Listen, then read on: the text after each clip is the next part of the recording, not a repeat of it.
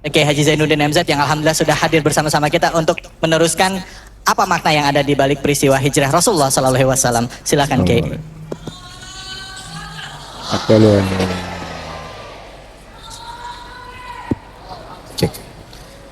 Assalamualaikum warahmatullahi wabarakatuh.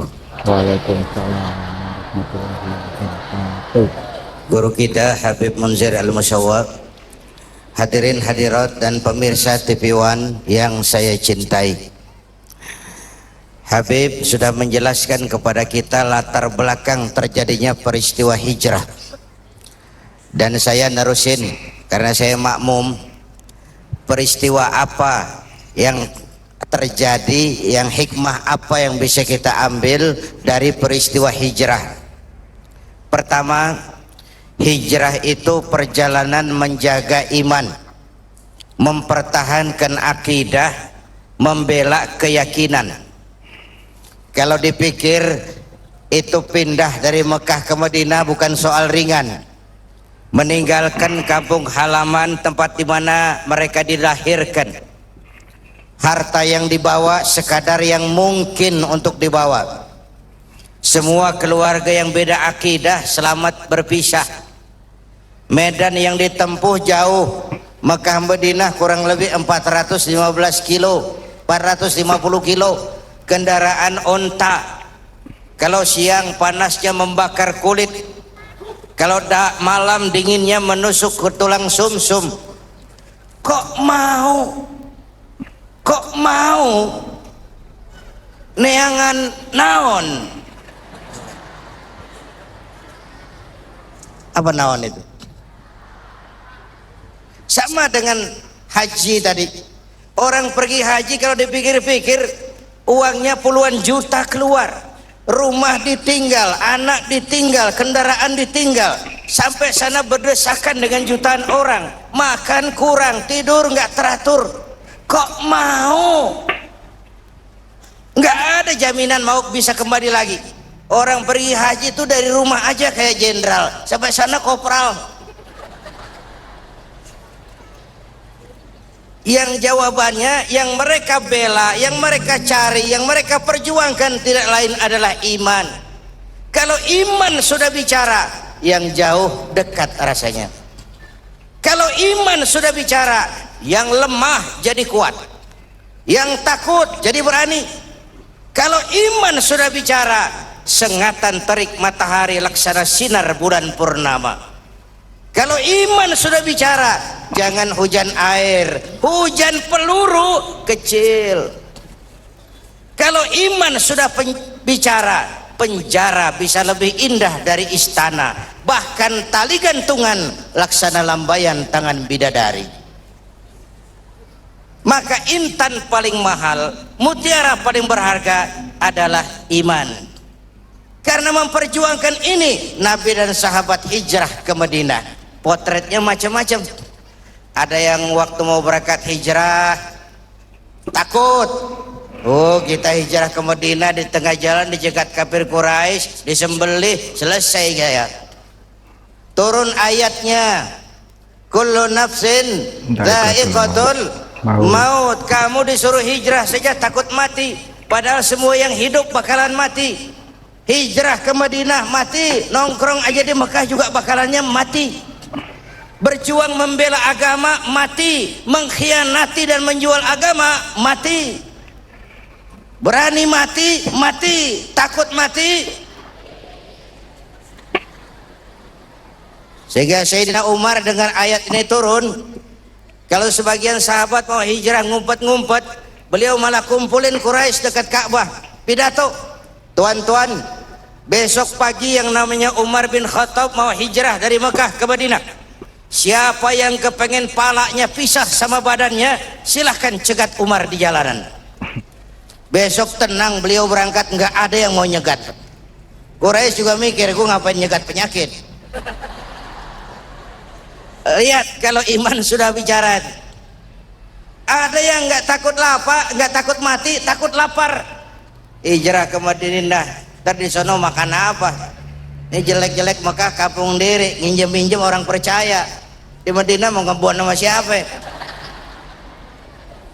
ayatnya nyambung, ayatnya turun lagi. Qul li'ibadiyalladzina amanu inna ardi wasi'ah fa iyaya fa'budun. Katakan kepada mereka Muhammad, wahai hamba-hambaku, bumiku ini luas. Di Mekah kau makan, hijrah ke Madinah kau bakal makan. Jangan karena hijrah takut kelaparan, jangan karena membela agama takut nggak makan. Islam sih Islam, kalau gue dipecat bini gue makan apa? Ini orang dulu, orang dulu banget ini. Takut kalau dia nggak makan. Yang berangkat motifnya macam-macam. Ada yang berpikiran hijrah yuk, hijrah yuk.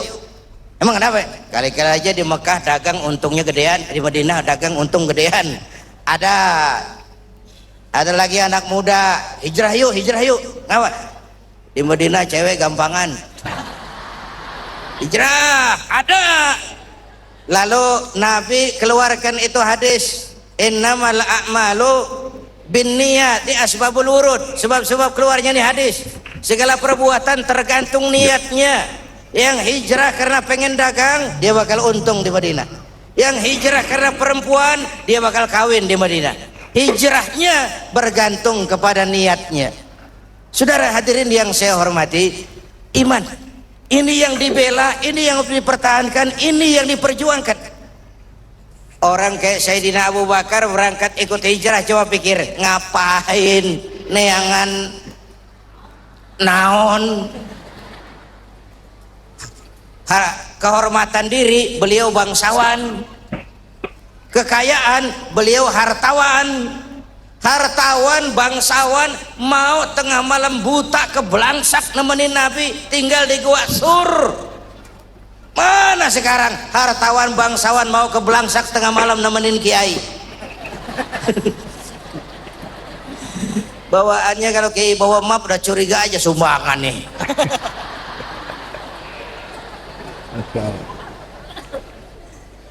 Semangat ini yang perlu kita angkat ke permukaan. Kerelaan berkorban, kemauan untuk berbuat karena panggilan iman. Kalau iman sudah bicara, kebahagiaan batin yang muncul. Kalau batin bahagia, penderitaan badan nggak berasa. Itu semangat hijrah. Coba tanya orang pulang haji, ada yang kapok nggak? Nggak ada. Bang Haji bagaimana di Mekah? Tobat Pak, nggak lagi saya. Belum pernah. Malah waktu tawaf wada mengucapkan selamat tinggal ke Ka'bah, mau balik ke kampung halaman, air mata berlinang. Ya Allah, kapan saya bisa balik ke sini lagi? Pulang aja belum, udah mikirin balik. Apa yang dirasakan? Kebahagiaan hati. Kalau hati bahagia, penderitaan badan nggak terasa. Itulah hijrah. Semuanya terasa ringan. Ini yang pertama, semangat hijrah. Yang kedua, hijrah itu apa? Ya Kiai, yang kedua nanti boleh Kiai. Oh ya. Maaf ya Kiai, maaf Kiai. Mohon maaf pemirsa di rumah, nanti kita akan lanjut lagi. Hadirin pemirsa TV One, yang kedua, hijrah ini perjalanan membangun ukhuwah. Orang-orang Makkah yang ke Madinah disebut muhajirin. Orang Madinah yang menyambut kedatangan orang Mekah dinamakan Ansor.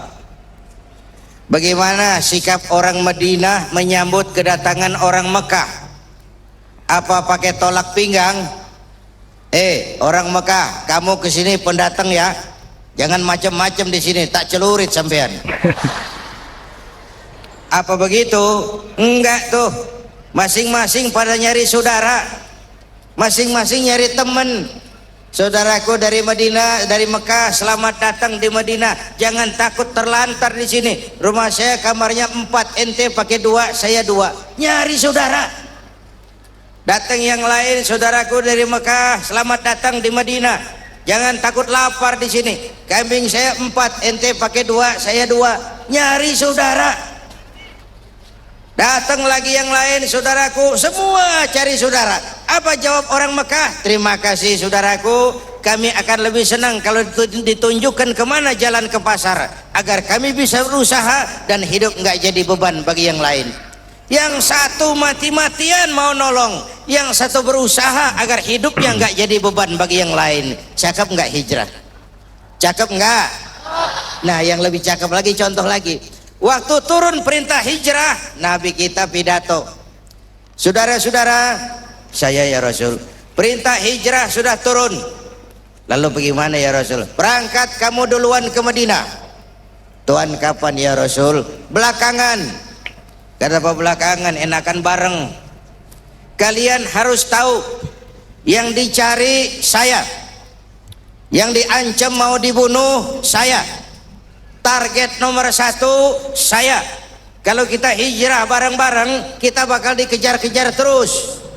Tapi kalau kamu berangkat duluan, insya Allah kamu akan sampai dengan aman dan selamat. Kenapa? Karena saya yang diuber-uber tetap bertahan di Mekah. Mekah bahaya, berangkat kalian ke Madinah, selamatkan dirimu. Nih baru pemimpin. Enggak mentang-mentang turun perintah hijrah terus ngepak koper, udah ya gue duluan ya, jaga diri masing-masing ya. Enggak, umat dulu diselamatin. Kalau rakyatku lapar, aku orang pertama yang harus merasakan lapar. Kalau rakyatku kenyang, biar aku orang terakhir yang merasakan kenyang. Itu pemimpin. Kita rindu pemimpin-pemimpin seperti yang dicontohkan oleh baginda Rasulullah sallallahu alaihi wasallam. Dari dunia sampai akhirat beliau cinta kita. Dari dunia sampai akhirat beliau belain kita. Umumnya kan orang kalau menjadi pemimpin zaman sekarang kan kampanye. Ya.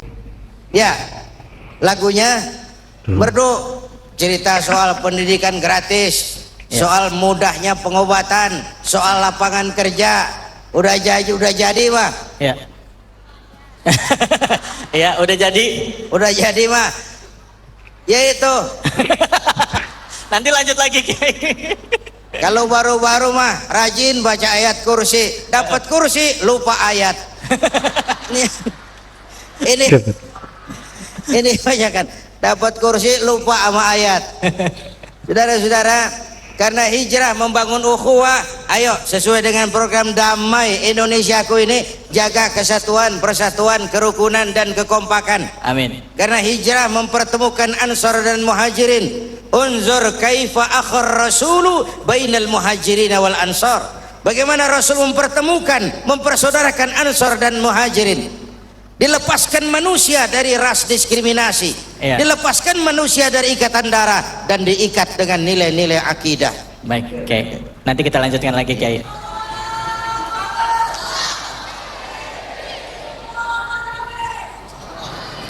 Hadirin dan pemirsa TV One yang saya cintai, ini sudah rangkuman. Pertama, intan paling mahal, mutiara paling berharga adalah iman. Jaga baik-baik, wariskan kepada anak-anak kita. Biarin zaman berubah, akidah jangan goyah. Boleh masa berganti, keyakinan jangan mati. Karena iman kita hidup, untuk iman kita berjuang, dalam iman kita ingin kembali menghadap Allah Subhanahu wa ta'ala. Satu. Yang kedua, kalau kita mau menang, kita harus kuat. Kalau kita mau kuat, kita harus bersatu. Untuk bisa bersatu, hidupkan semangat silaturahmi. Itu intisari ringkasan dari almarhum Panglima Besar Sudirman. Tidak ada kemenangan kalau tidak ada kekuatan. Tidak ada kekuatan kalau tidak ada kesatuan dan persatuan. Tidak mungkin terwujud kesatuan dan persatuan tanpa adanya semangat silaturahmi. Maka menghadapi kesulitan-kesulitan besar sebagai bangsa, kata kuncinya adalah kesatuan, persatuan, kerukunan dan kekompakan. Sebagaimana hijrah sudah mempersatukan Mekah dengan Madinah, mempertemukan Ansor dengan Muhajirin. Waktu kita hijrah dari penjajahan kepada zaman kemerdekaan, kita juga sudah kontrak. Kita ini mau bersatu nusa, satu bangsa, satu bahasa. Itu harus kita jaga baik-baik. Yang ketiga, di bulan Muharram ini ada amalan-amalan yang sangat dianjurkan. Pertama, memperbanyak istighfar. Wa ma kana Allahu mu'adzibahum wa hum yastaghfirun. Allah tidak akan turunkan bencana selagi di tengah mereka masih banyak orang-orang yang istighfar. Ada hadis qudsi, Allah nggak jadi mau marah karena melihat 3 perkara: suyuhan rukka, wasibyanan rutta, wa bahaiman rutta. Orang-orang tua yang tengah malam sujud sambil berlinang air mata, itu yang meredam murka Allah. Allah mau marah nggak jadi ngelihat masih banyak yang begitu itu. Orang-orang yang tengah malam sujud sambil berlinang air mata. Yang kedua, bayi tanpa dosa masih menyusu, suci, bersih, belum ternoda sedikit pun. Yang ketiga, bahaiman rutta, binatang ternak melata mencari makan, lingkungan hidup masih terjaga keasliannya. Orang-orang tua tengah malam sujud, bayi-bayi tanpa dosa masih menyusu. Yang sekarang kita lihat bagaimana musibah nggak mau nambah, ngamalin hadisnya terbalik. Yang disuruh orang tua tengah malam sujud, bayi tanpa dosa nyusu. Ini sekarang bayi tanpa dosa dibuang ke tempat sampah gara-gara orang tua tengah malam nyusu. Ini terbalik ngamalin hadisnya.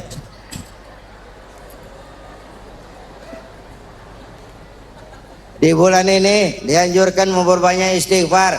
Boleh sayyidul istighfar, boleh istighfarnya Nabi Adam, Rabbana zalamna anfusana, dan seterusnya.